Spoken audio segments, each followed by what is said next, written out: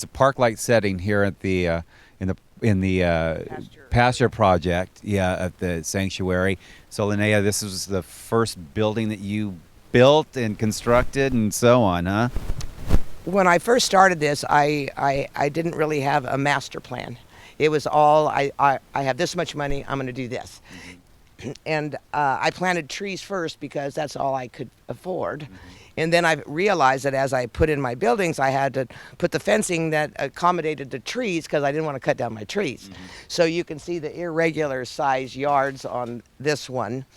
The next one I did is square, and it's a 25 by 40 foot yard. And that is currently long-term boarding, but we're going to discontinue boarding. This is brand new ferals, and they're usually kept in there for a couple weeks to make sure they eat and stay healthy before they get moved to the Pasture Project. Sometimes we have to vaccinate them, microchip them. They don't come fully vetted, and we have to be able to get to them. If you put them in the Pasture Project, you're not going to catch them. But here, we can still get to them. I think there's about 5 in here right now. You might not see them, they're feral. Sure. And this is a park-like setting, so this is really quite a nice space and place for the cats, particularly on intake as feral cats go. This is terrific. So how far back does this go? This right here we call Tent City. Okay. It's our homeless encampment, I call it. Okay. And in the winter, it has a tent all the way around it. You can see electrical, so there are heated beds in the winter. But no, you can see that it is not, the cats are not confined. That is, they go there by choice. This time of year, it's kind of like camping out. Okay. In the winter, it has, and there's food and water, there's feeding stations, there's bedding, and we have cats that live at the river full time. I would. It's beautiful, especially when we have water. Yeah. Well, you got the river scenery right behind you, just down below the gates there, or the fence that is. Fantastic. Yeah, what a terrific spot this is. Nice and shaded, too, with a great overgrowth of old trees and just a beautiful space. And I see the black cat right there.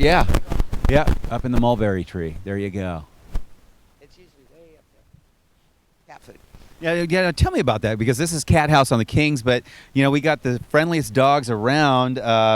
What do they do? They wandered on the property and you had to go ahead and take them in for a while? Most of them were abandoned around here. Cheyenne is now 12 years old. She was abandoned as a puppy, and I used to have Rottweilers, so she's my Rottweiler wannabe, and she's the best dog ever. Whoops.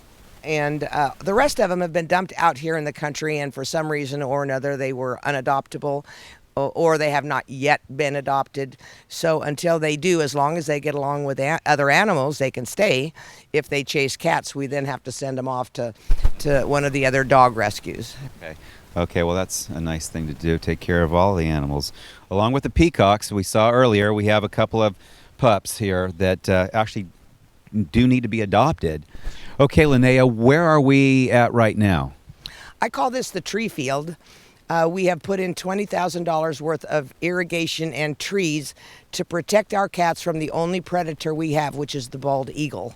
It's in the spring when they come down the river, and they have taken some of our favorite cats. It'll be 5 years before we can get a canopy, so I have all these flags that will keep the eagles from swooping during the spring when they come down. I also have planned arbors all the way down the middle with a tree allele where they meet, and with flowering shrubs and vines and a walk and benches. I have a lot of plans. Okay, a lot of plans and a lot of volunteers to help with the manpower, right? Actually, we have 45 paid employees. Okay. We have volunteers that do certain things. We have volunteers that'll come out and groom, some that will take care of the open house. We have volunteers that do a different job at our Pet Coast Center. We have a lot of volunteers, but in order to take care of this many animals, you must have paid employees. A volunteer will come when they feel like it. A paid employee needs the money. Okay, and we'll talk a little bit more about that organization down by the river. Okay. Okay, so we're on the backside of the Pasture Project near the Kings River here at the sanctuary. So let's talk a little bit about what's going on back here. I call this the Where's Waldo area, the Where's Waldo tree. The kids love it. One girl found 6 in there. The thing is, they climb up and then they disappear into the foliage. So we play a Where's Waldo whenever I do a tour, and they get to find the cats in the tree. Okay, and so we're going to head down this way to, I guess, the park bench. I call it the photo op bench. During tours, when the weather's good, we get maybe 30, 40 cats that will sit on the benches, on the people, and do selfies.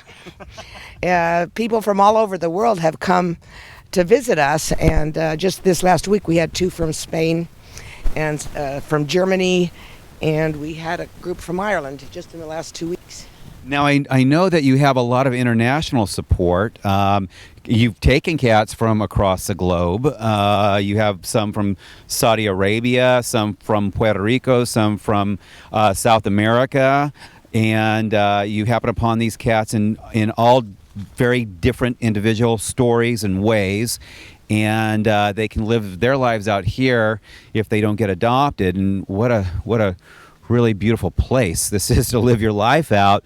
So we're sitting right here along the Kings River at hi kitties, at your photo op bench, and we've got a photo op right here.